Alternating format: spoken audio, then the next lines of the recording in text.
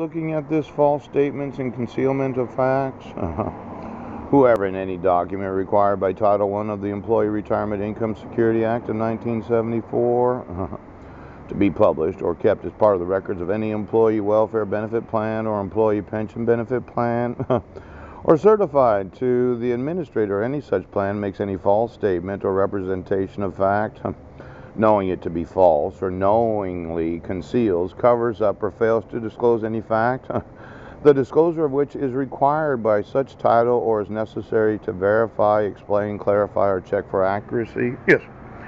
Is Heidi participating in any ERISA retirement plan? Now, I know that the school districts won't enforce my rights, but there's what's known as fraud and related activity in connection with identification documents, authentication features, and information. Whoever, in circumstances described in subsection C of this section, yes. I had mentioned the fraud of using the signature of the ex officio superior court clerk. Yes. I had suggested that you buy a protractor, and look through every signature of every court document. And I emailed you over 2 million times that it was against the law to take my sons without any due process. But you decided to conceal your crimes.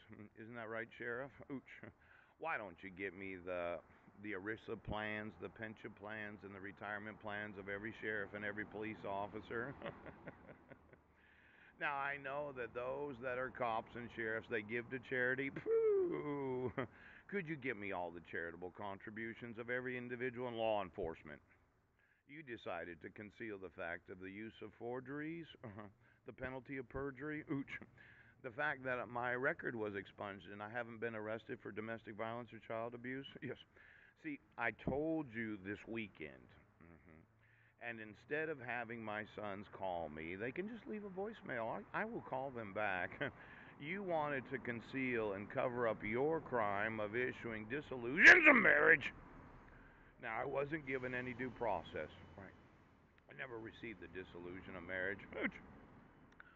But I'm going to go through each and every one of the charities that was established to support law enforcement.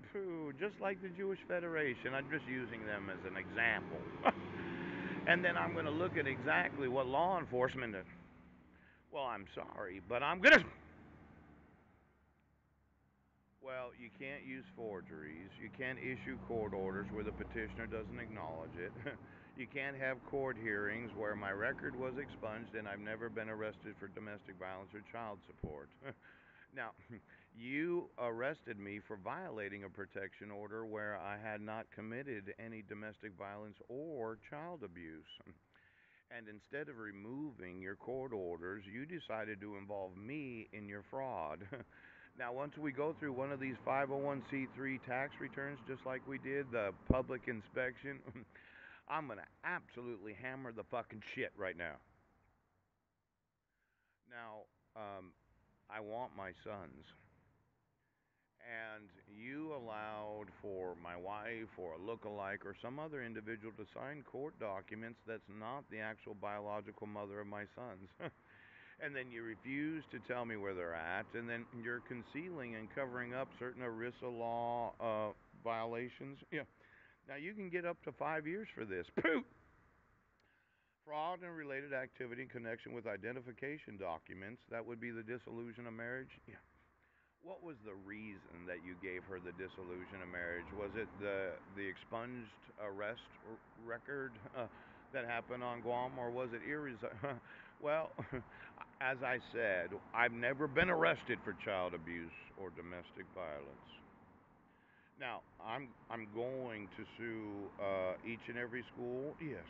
See, page 294, knowingly transfers an identification document. Yes. Now, that doesn't just mean driver's license, right?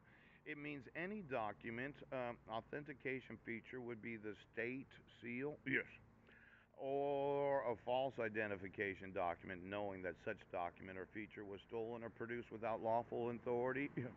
I explained to the Sheriff's Department what's known as lawful authority. Yes. You cannot issue a protection order when I was never arrested for domestic violence or child abuse. You have to give me due process, and you cannot require a mental health evaluation or treatment if recommended without the actual allegation of domestic violence or child abuse. Now, you never had lawful authority to issue any protection order.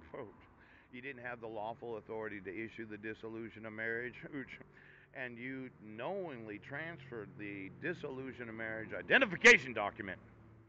Now, you're getting sued today, do you understand? For not having lawful authority to issue a dissolution of marriage or any of the protection orders that were issued.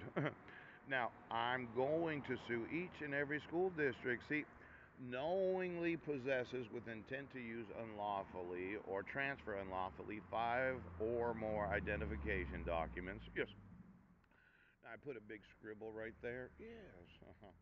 Other than those issued lawfully for the use of the possessor, authentication features of false identification documents. Now, every time you registered for school, my 5 sons, after my 42nd birthday, I never committed any domestic violence or child abuse. Now, it just takes 5 of those documents to get you on that one, too. Now, exactly what was the registration documents for my sons to go to the Quilcene High School? And was there, well, that protection order was unlawful. So Heidi didn't actually sign it, and I wasn't given any due process, and I never committed any child abuse. Yes. And I informed law enforcement that it was against the law to have court here. Well, the school districts are getting sued. Pooch, your charities are getting sued. And every individual right now. Now you're going to remove your fraud from my life, and you're going to give me my sons. And when you used any fraudulent document that was issued by any court without the lawful authority of the court, the allegation of domestic violence or child abuse was no longer admissible as evidence of third party.